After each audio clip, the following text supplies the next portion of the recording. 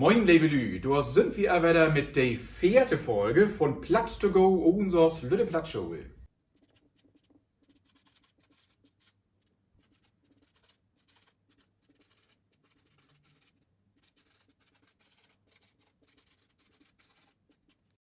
Wir hatten von euch wieder ganz viele tolle Fragen und da haben wir auch schon viele von beantwortet und eine haben wir bisher ausgelassen. Und zwar die Frage, wie lernt man eigentlich am besten Plattdeutsch und wie lernt man am schnellsten Plattdeutsch? Da ist also jemand bannig motiviert und ambitioniert. Und wir haben uns gedacht, da laden wir uns mal einen qualifizierten Gast dazu ein. Bei uns sitzt jetzt nämlich Carina Darath und Carina ist die Referentin der Intendanz, kann ich das so sagen? Oder wo nimmst du die? Was ist die Position? Tatsächlich so. Referentin von den Intendanten. Referentin von den Intendanten, war nicht Grundtitel. Und du hast aber Plattdeutsch auch erst lehrt. Du bist nicht Plattdeutsch obwussen, oder? Das ist richtig. Ich bin tatsächlich mit 8 Jahren erst an der Niederdeutsche Bühne Kiel gekommen und habe dort das erste Mal Plattdeutsch gelernt. Also ich habe das auch nicht in der Schule gehabt. Und ja, ich bin dann auf in Kohlewater. In Kohlewaterin, direkte Mangerin. Und du hast dann wirklich ob Plattdeutsch hast du Theater gespielt, ne? Jo, direkte Mang mit 8 Teilen auf die Bühne und los. Das wäre ein Ding. Das hätte wirklich viel Spaß gemacht. 20 Vorstellen in Mond, also... 20? Jo. Boah. Und wäre das einfach, wäre das Lichtshow für die? Lichtshow, einfach, Plattdeutsch zu lernen, so gau? Oder wäre das Figelinsch, wäre das kompliziert? Also Figelinsch würde ich nun nicht sagen. Man entbraucht natürlich viel Lust, vor allem Lust. Du musst wirklich Lust haben, diese Sprache beizupolen und dann auch mutig sein, das wirklich zu snacken. Nicht bloß auf der Bühne, sondern auch privat so ein Alter. Bitopool, ein schönes plattdeutsches Wort, wenn ihr sich das so richtig so rinpoolt in Regenrinnen, so zu sagen, ne? Mhm. Genau, aber du hast gesagt, du brauchst Lust und Spaß. Ich glaube, das ist immer so. Wenn du was lernen wollt, dann musst du da auch Lust abhaben. Wenn du das gar nicht wirklich lernen wollt, ich glaube, dann geht das auch gar nicht. Aber wie hat Lust? Auf jeden... Oh, so, das war Deutsch. Ja. Genau, super. Als du Plattdeutsch lehrt hast, gäbe das da so ein paar Sorgen, die du wirklich bannig wie geliehen fandst, die nicht so einfach wären, wo du Fehler smuckt hast oder vielleicht immer so noch mucken da ist? Also... Was wirklich bannig schwer wäre, das wäre der erste Mal auf der Bühne und wenn du die nicht bannig sicher wärst, so mit dem Text, so das Improvisieren mit ein Fremdsprach, das ist wirklich, das ist ein Ding. So, und das darf einen auch nicht unterschätzen, denn Plattdeutsch ist nun mal ein eigener Sprach und da kann er nicht mal eben so losschnacken. Ja, und da habe ich dann so ein Lütbeten Englisch und Plattdeutsch und Deutsch so durcheinander kriegen. Aber ja, das hätte dann auch hinhaut. Und was ich immer noch ein Beten durcheinander bringe, das ist der Unterschied zwischen Deit und Dot. Ein guter Freund von mir sagt immer, das deite Wind. Das hilft mir immer ein Beten. Aber ja, da gibt es immer noch ein paar fingelinsche Geschichten auf Plattdeutsch. So, das Verb tun heißt auf Plattdeutsch doen. Wir kennen noch alle die Personalform, nicht? Ich, du, hey, sei, dat. Auf Deutsch ich, du, er, sie, es. Und im Plural wie, je, sei.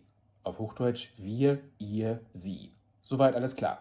So, wie wird dieses Verb denn jetzt gebeugt? Im Singular ich, do. Du deist, hey, sei, dat, deit. Wie dot, je dot, sei dot. Im Plural sehen wir, alle 3 Formen sind gleich. Im Plattdeutschen haben wir ein Einheitsplural. Also nicht wir tun, ihr tut, sie tun, sondern wie dot, je dot, sei dot. 3-mal gleich, 3-mal dot. Dot ist Plural. Im Singular haben wir du deist, hey deit. Ja, da verändert sich der Vokal im Singular. Deit ist also dritte Singular, er, sie, es tut und dot ist Plural. Wir tun, ihr tun oder sie tun, aber in jedem Fall Plural ist dot, deit ist Singular. Und sag mal, als Referentin von den Intendanten, du hast ja bannig viel Abgaben, ne? Und ich glaube, die eine Abgabe ist auch, du kümmerst dich um uns Abstecher hält das auf Hochdeutsch, das ist so die Gastspiele, die Tournee sozusagen in Norddeutschland. Was wäre denn das erste Stück, was du da so hattest? Ja, das erste Stück, das wäre tatsächlich ein Stück, wo du mitspielt hast. Ach, nee. Und da haben wir uns auch kennengelernt, ob Abstecher. Das wäre nicht aufregend mit das original unsolch Ensemble, so der Norddeutschland tingeln. Das wäre wirklich schön. Ja, stimmt. Du wärst auch bannig forken, wärst du bei uns im Bus. Kann ich mich noch auch besinnen. Oder können wir auch mal hinkicken? Eins Deutsch oder was wäre das, nicht? Ja. Habt wir auch einen Lütten Utschnitt, da kicken wir mal eben rein. Oh ja. Und noch was? Versögt gar nicht erst mi anzuropen, mein Handy blifft ut. Seht also to, dass die Ut-Norms wies mo mit jo Schied allein klur kommt dort. Wenn ich was ist, Tarek ist jo Boss. Yalla! Sören, und was ist mit die Heizung? Was soll er mit sehen? Du bist eben nicht warm noch antrocken. Versögt das doch Ut-Norms wies mo mit dem Slipper. Das ist einen Titel lang her. Ja, du bist nicht aller geworden. Los de Boer, das ist nur wegen Corona, ist das eins miteinander. Ja, und was mir da auch wie aufgefallen ist, du sagst ja Handy in Ja, ein Stück. mein Handy bleibt ut. Mein Handy Ja. bleibt aus. Und das gibt ja immer so, das kriegt dann ja so mit in den sozialen Medien, da gibt es ja auch andere Wörter, die man so sagen kann, zu das Handy. Ja, Ackersnacker gibt das, du. Ackerschnacker zum Beispiel. Aber wenn du mich fragen darfst, Handy ist auch ob Deutsch ja kein deutsches Wort, das ist Englisch. Handy ist Handy. Und Plattdeutsch ist ein modernes Brok. Da brauchst du keinen Ackersnacker für das Handy. Ne? Also ich sag immer, Bicycle heißt ob Deutsch auch nicht Drahtesel, man Vorrat. Du kannst aber Drahtesel singen, wenn du das wollt, aber erstmal heißt das Vorrat. Und Handy ist Handy. So, Ackersnacker, lustig, Snutenpulli, lustig, kannst du eins mucken, aber nee, wir sind hier ein modernes Sprach, ein modernes Stück und da sag ich wie einfach Handy. Ne? So, ich finde, das ist auch ein gutes Ding, was ein sich marken kann, wenn ein sich so mit Plattdeutsch das erste Mal versöcht. Dass ein einfach auch mal ein hochdeutsches Wort singen kann. So, Natürlich. das ist überhaupt nicht verboten, heißt nicht verboten. Verboten. Das ist verläuft. Verläuft, ja. Ja, das ist erlaubt. Ich bin verliebt. Ja, ich will verläuft und ja, das ist auch so ein Ding. Ob Deutsch haben wir ja auch uns Anglizismen. Wie sagt ja auch cool und okay und eins sowas. Und natürlich kannst du ob Plattdeutsch auch Hochdeutschismen haben. Und einfach mal ein hochdeutsches Wort brucken, denn so ist einfach die Realität, auch für die Plattdeutschen. Wir leben ja nicht in ein plattdeutsche Blas. Also man, das Brocken, die habt ja miteinander zu kriegen in Alltag. Ja. Und ich finde, das nimmt auch ein Beten die Hemmung. Ein muss einfach lossnacken. Und wenn dann was Hochdeutsches dabei ist, ja, kein interessiert. Hauptsache, Plattdeutsch bleibt an Leben. Und auch wenn du mal Fehler mucken da ist, das Geheimnis ist ja, auch die Hochdeutschen, wenn die Hochdeutsch schnackt, dann muckt ihr auch ob Hochdeutsch mal Fehler. Das ist nicht eins so korrekt, als das in Dudens da heißt, auch ob Hochdeutsch nicht. Also die Hochdeutschen drei Fehler mucken und die Plattdeutschen auch. Jo. Und wenn ich nun nach Dublin fahre und da in Pub Englisch schnacken do, und dann stimmt da was nicht, dann interessiert das auch keinen. Genau. Also, langer Rede, kurzer Sinn. Sposhem, Lushem, einfach schnacken. Einfach mucken, ne? Ja. Nur will ich noch mal fragen, du hast vorhin gesagt, du hast die Banniggau in Plattdeutsch verlebt, in das Sprach. Was wäre das? Was muck Plattdeutsch gut für die? Worum machst du das Sprach so gern liegen? Ja, ich habe mich in die plattdeutsche Sprache verliebt, nicht bloß, weil das ein dolle Sprache ist, sondern auch, weil Plattdeutsch die Leute miteinander verbindet. Das verbindet Generationen miteinander. Das gibt ein Weg, mit einer Generation zu schnacken, den du anders nicht kriegen darfst. Los. Da ist der richtig. Ja, siehst du? So, da hilft wieder, ne? Da bleibt wieder kurz noch mal in. Outtake. Ja, für mich ist Plattdeutsch auch so ein Ding von der Gemeinschaft. Du warst akzeptiert und du warst respektiert, vor allem in so netter deutsche Bühnen oder in Spieldeals, in diese große plattdeutsche Familie. Und das gibt so ein Zusammengefühl, das kriegst du anderswo nicht. Und all Arbeit auf ein großes Ziel hin und ja, du kriegst einfach gar nicht viel zurück und du kriegst wirklich ein Teamwork-Gefühl. Anglizismen. Ja. Auch Plattdeutsch kann Anglizismen. So, dann kommen wir jetzt auch schon zum Fundstück des Tages. Da haben wir unter anderem dieses Bild hier bekommen. Ein cooler alter Teller mit flottem, plattem Spruch von der Hamburgerin Herr Fuchs. Und zwar steht da, Kloks unser Aal, overs Pleatsch, murden sien. Das Wort Pleatsch hatten wir in der letzten Folge, Folge 3, nicht clever, pfiffig, weltklug. Also klug sind sie alle, aber pfiffig muss man sein. Ne? Ist, glaube ich, klar. Dazu kam die Frage, gibt es eigentlich spezielle Grammatikregeln im Plattdeutschen? Ich glaube, die Frage haben wir mittlerweile beantwortet. Natürlich. Und da gucken wir auch Folge für Folge immer so ein bisschen tiefer mal, graben wir uns da mal rein. So, und dann haben wir noch eure Fragen offen. Das sind wieder bannig viele. Und da haben wir uns gedacht, weil wir ja Carina da haben, da kann Carina doch mal eure Fragen vorlesen. Mal gucken, ich lasse mich überraschen. Carina, schieß los. Ich leg los. Aus welchen Sprachen ist Platt entstanden? Okay, das ist eine Frage, wo wir aufpassen müssen. Viele Leute sagen ja immer, Plattdeutsch, da ist Englisch drin, da ist Holländisch drin, da ist Skandinavisch mit drin. Das heißt aber nicht, dass Plattdeutsch aus diesen Sprachen entstanden ist, ja? Sondern das ist ja eine Evolution. Das heißt, dass alle diese Sprachen gemeinsame Wurzeln haben, gemeinsame Vorfahren. Das ist wie auch sonst in der Evolution. Also der Mensch stammt nicht vom Schimpansen ab, aber der Mensch und der Schimpanse haben irgendwo vor Millionen von Jahren mal gemeinsame Vorfahren gehabt. Und so ist das mit Plattdeutsch und Englisch auch. Plattdeutsch stammt nicht vom Englischen ab, aber wir haben gemeinsame Vorfahren.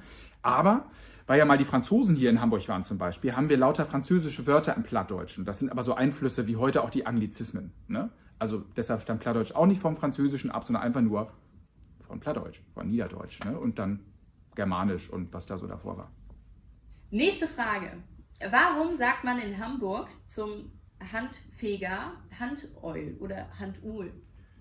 Genau. Also Eule, Uhl ist das plattdeutsche Wort für Eule. Ne? Also das plattdeutsche Wort ist Handuhl und hochdeutsch übersetzt dann Missingsch die Handeule.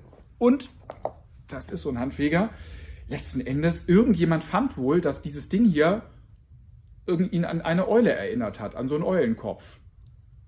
Ich kann die Assoziation nicht ganz teilen, aber irgendjemand hat das so empfunden. Ne?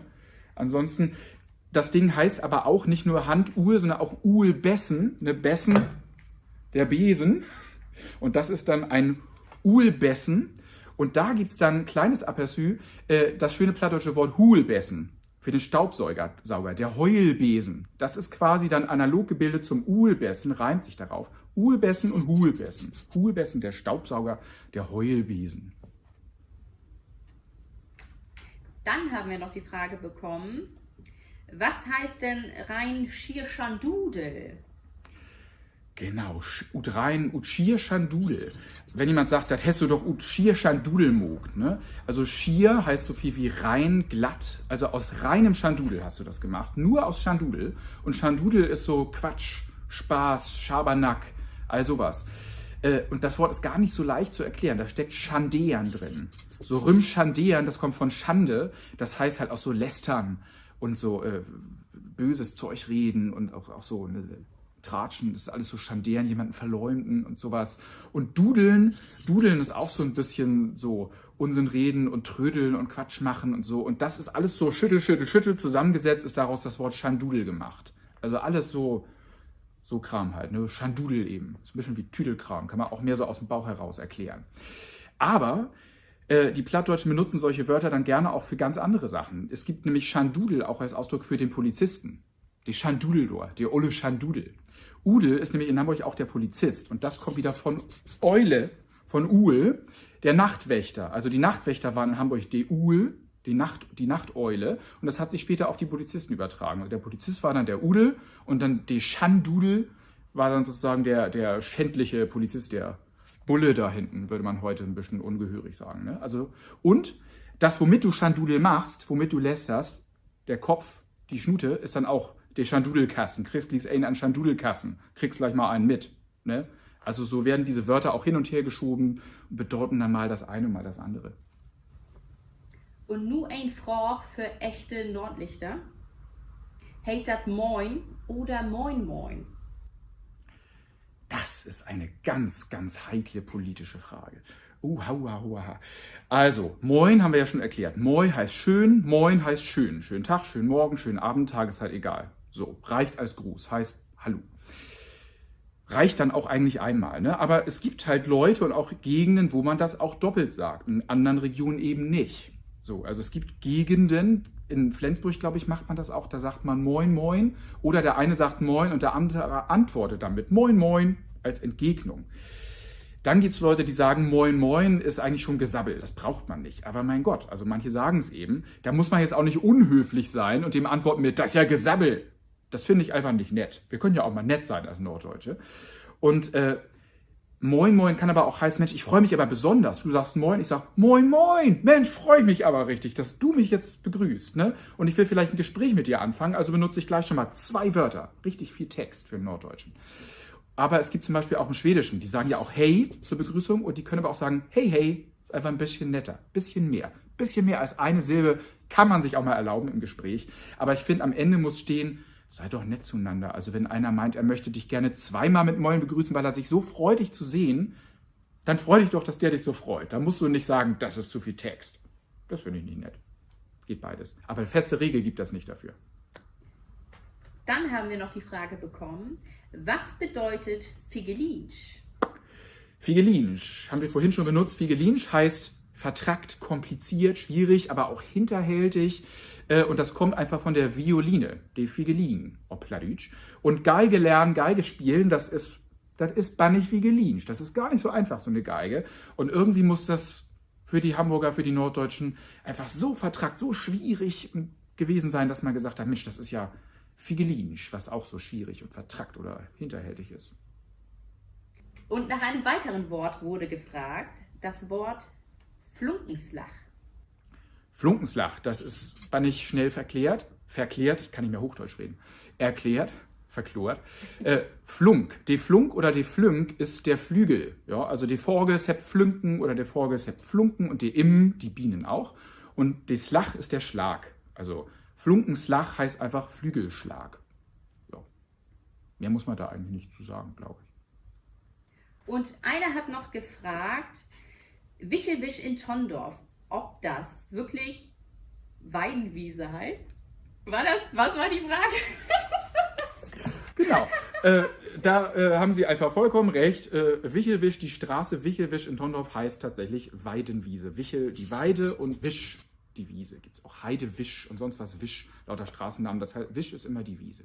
Darf ich die Frage noch mal stellen? Ich fand das eigentlich ganz charmant, ja, oder? Ich fand das ein bisschen bekloppt. Und einer meiner Lieblingsaussprüche, den du auch immer am Ende von der Plattshow sagst, holt jo fuchtig. Was heißt denn das eigentlich? Ja, ich sag das jemals, habe ich gar nicht verklort, ne? Holt jo fuchtig. Fuchtig, Fucht heißt feucht. Das ist aber fuchtig hier, das ist feucht. Und in diesem speziellen Fall meint es dann frisch.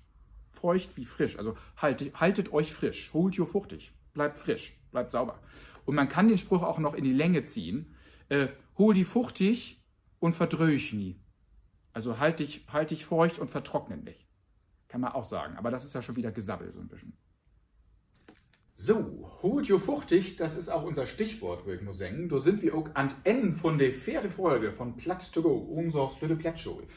Ich sag vielen Dank an Carina Dabert. Und Carina, das ist die Kamera. Was wollt du noch unbedingt sagen? Möchtest du unseren Zuschauern noch irgendwas auf den Weg geben? Aber unbedingt.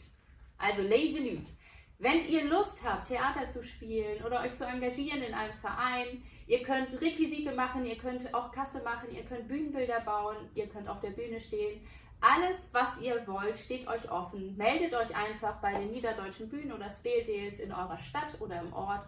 Fragt nach, schaut da vorbei und ja, wagt den Schritt und nähert euch dem Thema an. Plattdeutschland braucht euch. Ist auch wirklich eigentlich mit der beste Weg, wenn man Plattdeutsch lernen will. Das war ja die Frage am Anfang. Wie lerne ich Plattdeutsch? Theaterspielen auf Plattdeutsch ist super Anfang. Jemand hat euch den ganzen Text schon geschrieben. Ne? Einfach lernen und da bleibt ganz viel bei hängen. Ich habe übrigens auch im Plattdeutschen Amateurtheater angefangen. Weiß ich gar nicht, ob das schon mal angesprochen wurde. Nee. War ich ganz klein. Herr Weg auch nicht was. Herr Weg auch nicht. Schön. Gut, dann habt ihr das auch. Und dann bleibt mir bloß noch ein zu singen.